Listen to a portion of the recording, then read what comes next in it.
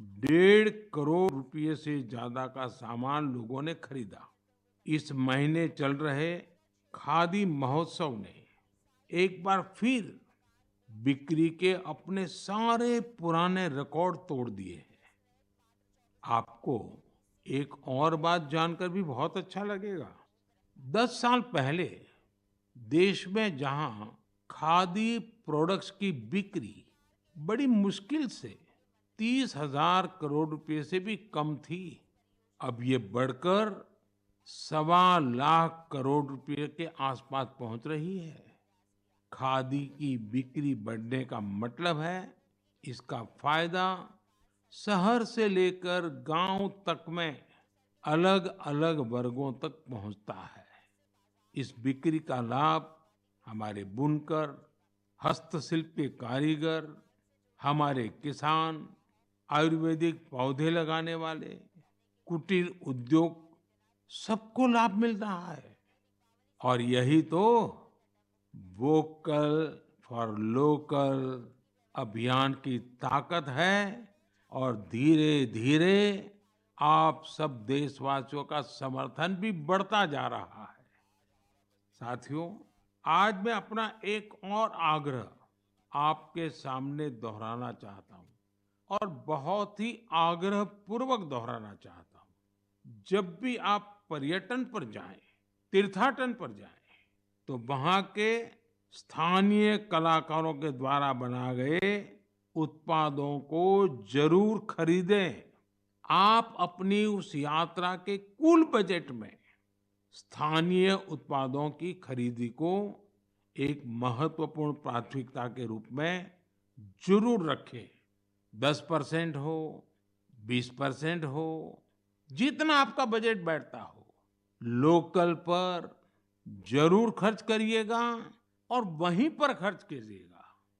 साथियों, हर बार की तरह इस बार भी हमारे त्योहारों में हमारी प्राथमिकता हो वोकल फॉर लोकल और हम मिलकर उस सपने को पूरा करें।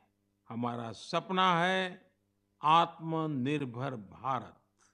इस बार ऐसे प्रोडक्ट से ही घर को रोशन करें जिससे मेरे किसी देशवासी के पसीने की महक हो, मेरे देश के किसी युवा का टैलेंट हो, उसके बनने में मेरे देशवासियों को रोजगार मिला हो, रोजमर्रा की जिंदगी की कोई भी आवश्यकता हो, हम लोकल ही लेंगे। लेकिन आपको एक और बात पर गौर करना होगा। वोकल फॉर लोकल की ये भावना सिर्फ त्योहारों की खरीदारी तक के लिए सीमित नहीं है। और कहीं तो मैंने देखा है दिवाली का दिया लेते हैं और फिर सोशल मीडिया में डालते हैं वोकल फॉर लोकल। नहीं जी, वो तो शुरुआत है। हमें बहुत आगे बढ़ना है। जीवन की हर आवश्यकता हमारे देश में सब कुछ उपलब्ध है। ये विजन केवल छोटे दुकानदारों और रेहड़ी पटरी से सामान लेने तक सीमित नहीं है। आज भारत दुनिया का बड़ा मैन्युफैक्चरिंग हब बन रहा है। कई बड़े ब्रांड यहीं पर अपने प्रोडक्ट को तैयार कर रहे हैं। अगर हम उन प्रोडक्ट को अपनाते हैं तो मेक इन इंडिया को बढ़ावा मिलता है और ये भी लोकल के लिए वोकल ही होना होता है। और हाँ, ऐसे प्रोडक्ट को खरीदते समय हमारे देश की शान यूपीआई डिजिटल पेमेंट सिस्टम से पेमेंट करने के आग्रही बने, जीवन में आदत डालें और उस प्रोडक्ट के साथ या उस कारीगर के साथ सेल्फी नमो ऐप पर मेरे साथ शेयर करें और वो भी मेड इन इंडिया स्मार्टफोन से। मैं उनमें से कुछ पोस्ट को सोशल मीडिया पर शेयर करूंगा ताकि दूसरे लोगों को भी वोकल फॉर लोकल की प्रेरणा मिले। साथियों, जब आप भारत में बने भारतीयों द्वारा बनाए गए उत्पादों से अपनी दिवाली रोशन करेंगे, अपने परिवार की हर छोटी मोटी आवश्यकता लोकल से पूरी करेंगे तो दिवाली की जगमगाहट ज्यादा बढ़ेगी ही बढ़ेगी, लेकिन उन कारीगरों की जिंदगी में एक नई दिवाली आएगी, जीवन की एक नई सुबह आएगी, उनका जीवन शानदार बनेगा। भारत को आत्मनिर्भर बनाइए, मेक इन इंडिया ही चुनते जाइए, जिससे आपके साथ साथ और भी करोड़ों देशवासियों की दिवाली शानदार बने, जानदार बने, रोशन बने, दिलचस्प बने। मेरे प्यारे देशवासियों, 31 अक्टूबर का दिन हम सभी के लिए बहुत विशेष होता है। इस दिन हमारे लौह पुरुष सरदार वल्लभ भाई पटेल की जन्म जयंती मनाते हैं। हम भारतवासी उन्हें कई वजहों से याद करते हैं और श्रद्धा पूर्वक नमन करते हैं। सबसे बड़ी वजह है देश की 580 से ज्यादा रियासतों को जोड़ने में उनकी अतुलनीय भूमिका। हम जानते हैं हर साल 31 अक्टूबर को गुजरात में स्टैच्यू ऑफ यूनिटी पर एकता दिवस से जुड़ा मुख्य समारोह होता है। इस बार इसके अलावा दिल्ली में कर्तव्य पथ पर एक बहुत ही विशेष कार्यक्रम आयोजित हो रहा है।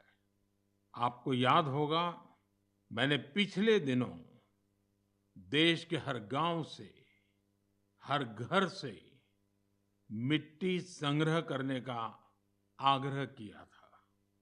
हर घर से मिट्टी संग्रह करने के बाद उसे कलश में रखा गया और फिर अमृत कलश यात्राएं निकाली गई। देश के कोने-कोने से एकत्रित की गई ये माटी, ये हजारों अमृत कलश यात्राएं अब दिल्ली पहुंच रही है। यहाँ दिल्ली में उस मिट्टी को एक विशाल भारत कलश में डाला जाएगा और इसी पवित्र मिट्टी से दिल्ली में अमृत वाटिका का निर्माण होगा। यह देश की राजधानी के हृदय में अमृत महोत्सव की भव्य विरासत के रूप में मौजूद रहेगी। 31 अक्टूबर को ही देश भर में पिछले 2.5 साल से चल रहे आजादी के अमृत महोत्सव का समापन होगा। आप सभी ने मिलकर इसे दुनिया में सबसे लंबे समय तक चलने वाले महोत्सव में से एक बना दिया। अपने सेनानियों का सम्मान हो या फिर हर घर तिरंगा, आजादी के अमृत महोत्सव में लोगों ने अपने स्थानीय इतिहास को एक नई पहचान दी है। इस दौरान सामुदायिक सेवा की भी अद्भुत मिसाल देखने को मिली है। साथियों, मैं आज आपको एक और खुशखबरी सुना रहा हूं और विशेष करके मेरे नौजवान बेटे बेटियों को, जिनके दिलों में देश के लिए कुछ करने का जज्बा है, सपने हैं, संकल्प है। ये खुशखबरी देशवासियों के लिए तो है ही है। मेरे नौजवान साथियों, आपके लिए सविशेष है। 2 दिन बाद ही 31 अक्टूबर को एक बहुत बड़े राष्ट्रव्यापी संगठन की नींव रखी जा रही है और वो भी सरदार साहब की जन्म जयंती के दिन। इस संगठन का नाम है मेरा युवा भारत, यानी माय भारत।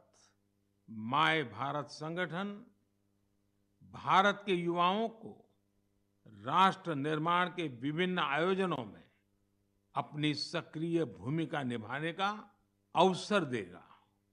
ये विकसित भारत के निर्माण में भारत की युवा शक्ति को एकजुट करने का एक अनोखा प्रयास है। मेरा युवा भारत की वेबसाइट माय भारत भी शुरू होने वाली है।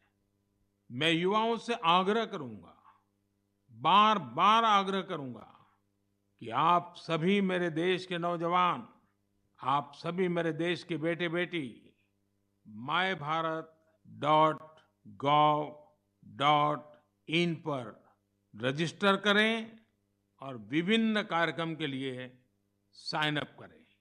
31 अक्टूबर को पूर्व प्रधानमंत्री श्रीमती इंदिरा गांधी जी की पुण्यतिथि भी है। मैं उन्हें भी भावभीनी श्रद्धांजलि अर्पित करता हूं। मेरे परिवारजनों, हमारा साहित्य, लिटरेचर एक भारत श्रेष्ठ भारत की भावना को प्रगाढ़ करने के सबसे बेहतरीन माध्यमों से एक है। मैं आपके साथ तमिलनाडु की गौरवशाली विरासत से जुड़े दो बहुत ही प्रेरक प्रयासों को साझा करना चाहता हूं। मुझे तमिल की प्रसिद्ध लेखिका बहन शिवशंकरी जी के बारे में जानने का अवसर मिला है। उन्होंने एक प्रोजेक्ट किया है, नीट इंडिया थ्रू लिटरेचर। इसका मतलब है साहित्य से देश को एक धागे में पिरोना और जोड़ना। वे इस प्रोजेक्ट पर बीते 16 सालों से काम कर रही है। इस प्रोजेक्ट के जरिए उन्होंने 18 भारतीय भाषाओं में लिखे साहित्य का अनुवाद किया है। उन्होंने कई बार कन्याकुमारी से कश्मीर तक और इम्फाल से जैसलमेर तक देश भर में यात्राएं की, ताकि अलग-अलग राज्यों के लेखकों और कवियों के इंटरव्यू कर सके।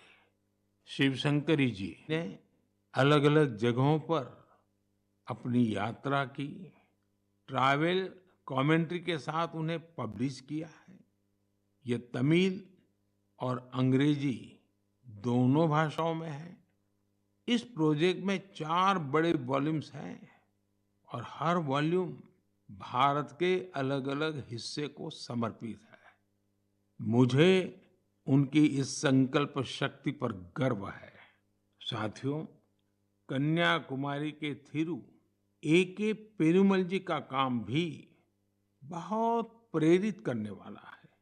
उन्होंने तमिलनाडु के ये जो स्टोरी टेलिंग ट्रेडिशन है, उसको संरक्षित करने का सराहनीय काम किया है। वे अपने इस मिशन में पिछले 40 सालों से जुटे हैं। इसके लिए वे तमिलनाडु के अलग-अलग हिस्सों में ट्रैवल करते हैं और फोक आर्ट फोरम्स को खोजकर उसे अपनी बुक का हिस्सा बनाते हैं। आपको जानकर आश्चर्य होगा कि उन्होंने अब तक ऐसी करीब 100 किताबें लिख डाली हैं। इसके अलावा पेरुमल जी का एक और भी पैशन है। तमिलनाडु के टेम्पल कल्चर के बारे में रिसर्च करना उन्हें बहुत पसंद है। उन्होंने लेदर पपेट्स पर भी काफी रिसर्च की है, जिसका लाभ वहाँ के स्थानीय लोक कलाकारों को हो रहा है। शिवशंकरी जी और A.K. पेरुमल जी के प्रयास हर किसी के लिए एक मिसाल है। भारत को अपनी संस्कृति को सुरक्षित करने वाले ऐसे हर प्रयास पर गर्व है, जो हमारी राष्ट्रीय एकता को मजबूती देने के साथ ही देश का नाम, देश का मान सब कुछ बढ़ाए। मेरे परिवारजनों, आने वाले 15 नवंबर को पूरा देश जनजातीय गौरव दिवस मनाएगा। ये विशेष दिन भगवान बिरसा मुंडा की जन्म जयंती से जुड़ा है। भगवान बिरसा मुंडा हम सबके हृदय में बसे हैं। सच्चा साहस क्या है और अपनी संकल्प शक्ति पर अड़िग रहना किसे कहते हैं, ये हम उनके जीवन से सीख सकते हैं। उन्होंने विदेशी शासन को कभी स्वीकार नहीं किया। उन्होंने ऐसे समाज की परिकल्पना की थी जहां अन्याय के लिए कोई जगह नहीं थी। वे चाहते थे कि हर व्यक्ति को सम्मान और समानता का जीवन मिले। भगवान बिरसा मुंडा ने प्रकृति के साथ सद्भाव से रहना, इस पर भी हमेशा जोर दिया। आज भी हम देख सकते हैं कि हमारे आदिवासी भाई बहन प्रकृति की देखभाल और उसके संरक्षण के लिए हर तरह से समर्पित है। हम सबके लिए हमारे आदिवासी भाई बहन का ये काम बहुत बड़ी प्रेरणा है। साथियों, कल यानी 30 अक्टूबर को गोविंद गुरु जी की पुण्यतिथि भी है। हमारे गुजरात और राजस्थान के आदिवासी और वंचित समुदायों के जीवन में गोविंद गुरु जी का बहुत विशेष महत्व रहा है। गोविंद गुरु जी को भी मैं अपनी श्रद्धांजलि अर्पित करता हूँ। नवंबर महीने में हम मानगढ़ नरसंहार की बरसी भी मनाते हैं। मैं उस नरसंहार में शहीद माँ भारती की सभी संतानों को नमन करता हूँ।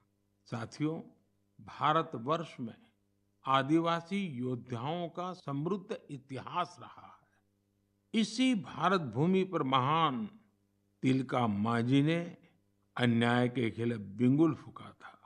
इसी धरती से सिद्धो कान्हू ने समानता की आवाज उठाई।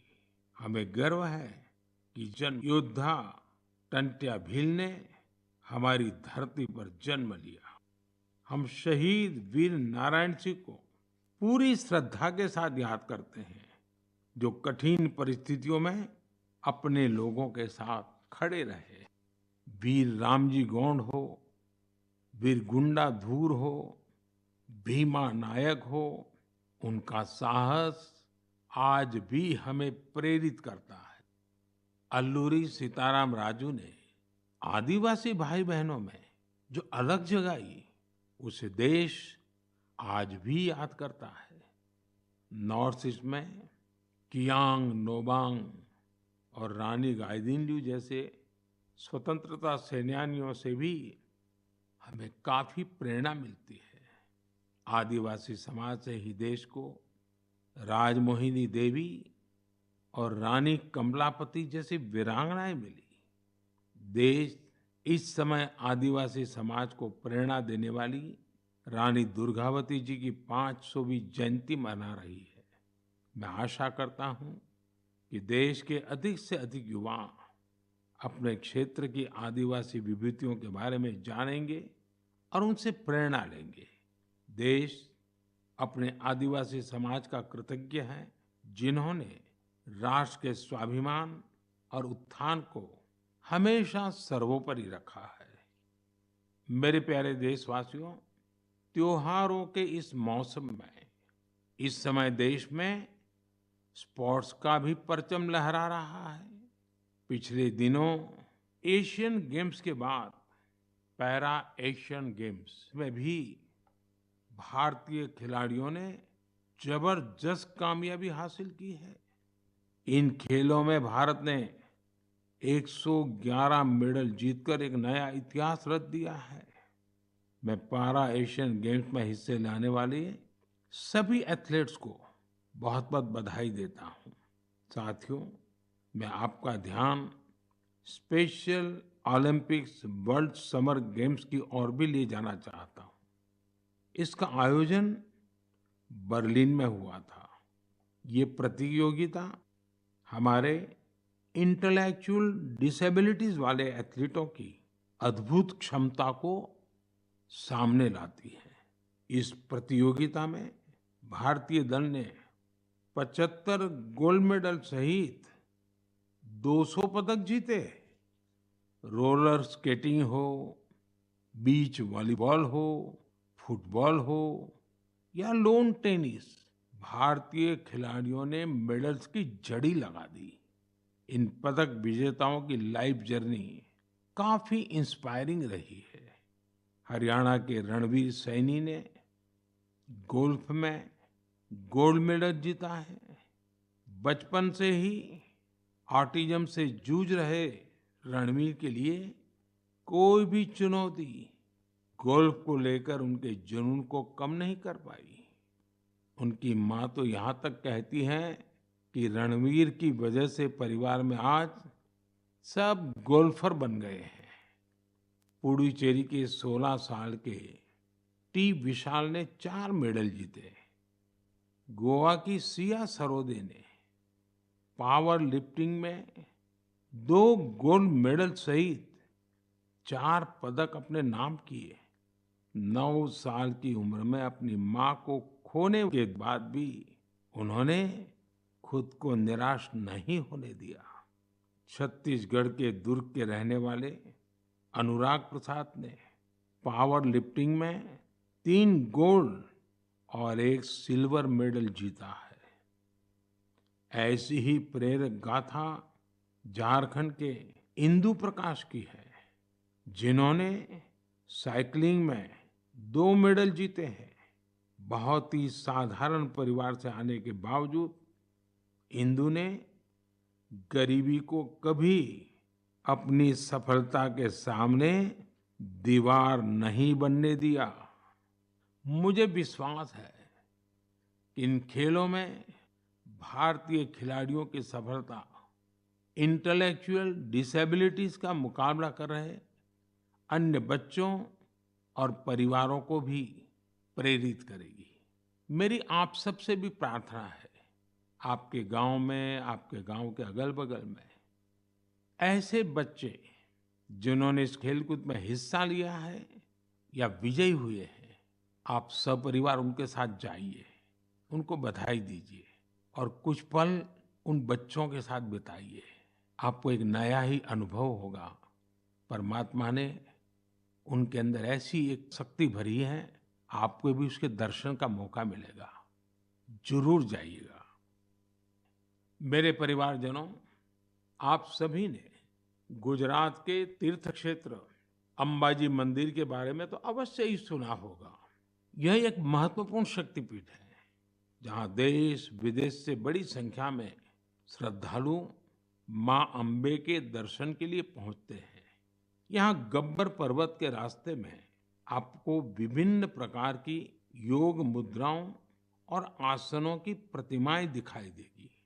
क्या आप जानते हैं कि इन प्रतिमाओं की खास क्या बात है? दरअसल ये स्क्रैप से बने स्कल्पचर हैं, यानी एक प्रकार से कबाड़ से बने हुए, और जो बेहद अद्भुत है। यानी ये प्रतिमाएं इस्तेमाल हो चुकी, कबाड़ में फेंक दी गई पुरानी चीजों से बनाई गई हैं। अंबाजी शक्तिपीठ पर देवी मां के दर्शन के साथ साथ ये प्रतिमाएं भी श्रद्धालुओं के लिए आकर्षण का केंद्र बन गई है। इस प्रयास की सफलता को देखकर मेरे मन में एक सुझाव भी आ रहा है। हमारे देश में बहुत सारे ऐसे लोग हैं जो वेस्ट से इस तरह की कलाकृतियां बना सकते हैं।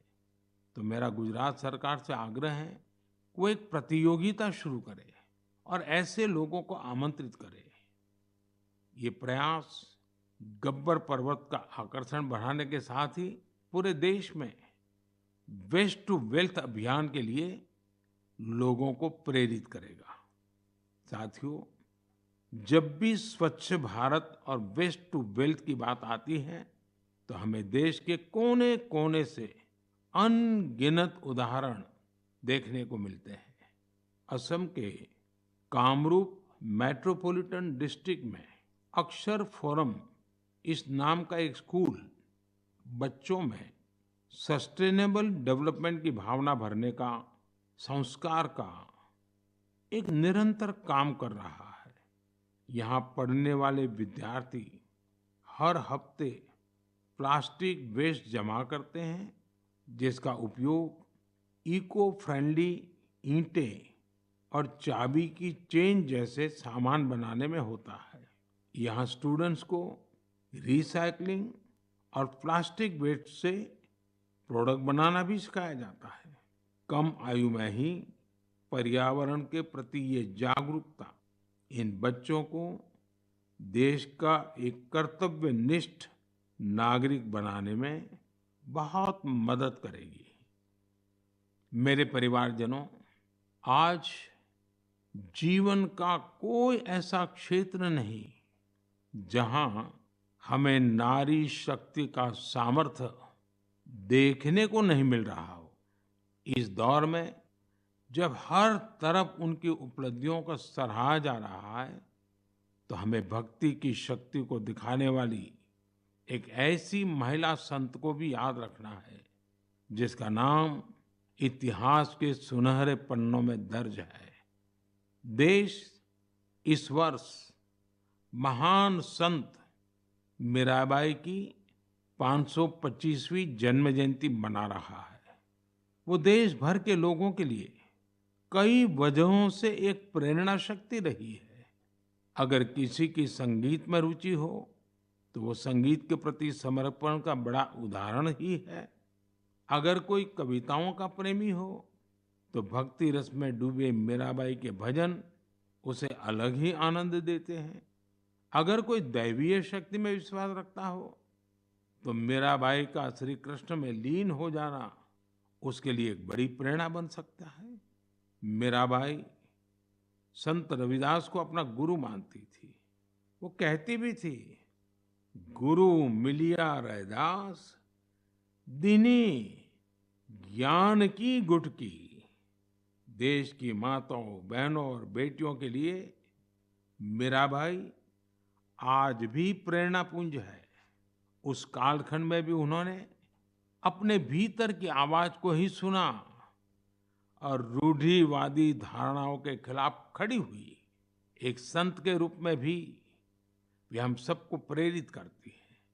वे भारतीय समाज और संस्कृति को तब सशक्त करने के लिए आगे आई, जब देश कई प्रकार के हमले झेल रहा था। सरलता और सादगी में कितनी शक्ति होती है, ये हमें मीराबाई के जीवन काल से पता चलता है। मैं संत मीराबाई को नमन करता हूँ। मेरे प्यारे परिवारजनों, इस बार मन की बात में इतना ही। आप सबके साथ होने वाला हर संवाद मुझे नई ऊर्जा से भर देता है। आपके संदेशों में उम्मीद और पॉजिटिविटी से जुड़ी सैकड़ों गाथाएं मुझ तक पहुंचती रहती है। मेरा फिर से आपसे आग्रह है, आत्मनिर्भर भारत अभियान पर बल दें, स्थानीय उत्पाद खरीदें, लोकल के लिए वोकल बने। जैसे आप अपने घरों को स्वच्छ रखते हैं, वैसे ही अपने मोहल्ले और शहर को स्वच्छ रखें। और आपको पता है, 31 अक्टूबर सरदार साहब की जयंती देश एकता के दिवस के रूप में मनाती है। देश के अनेक स्थानों पर रन फॉर यूनिटी के कार्यक्रम होते हैं। आप भी 31 अक्टूबर को रन फॉर यूनिटी के कार्यक्रम को आयोजित करें। बहुत बड़ी मात्रा में आप भी जुड़े, एकता के संकल्प को मजबूत करें। एक बार फिर मैं आने वाले त्योहारों के लिए अनेक अनेक शुभकामनाएं देता हूं। आप सभी परिवार समेत खुशियां मनाएं, स्वस्थ रहें, आनंद में रहें, यही मेरी कामना है। और हाँ, जहां खादी प्रोडक्ट्स की बिक्री बड़ी मुश्किल से 30,000 करोड़ रुपए से भी कम थी, अब ये बढ़कर 1.25 करोड़ रुपए खुद को भी संभालिए और पूरे क्षेत्र को भी संभालिए के आसपास पहुंच रही है। खादी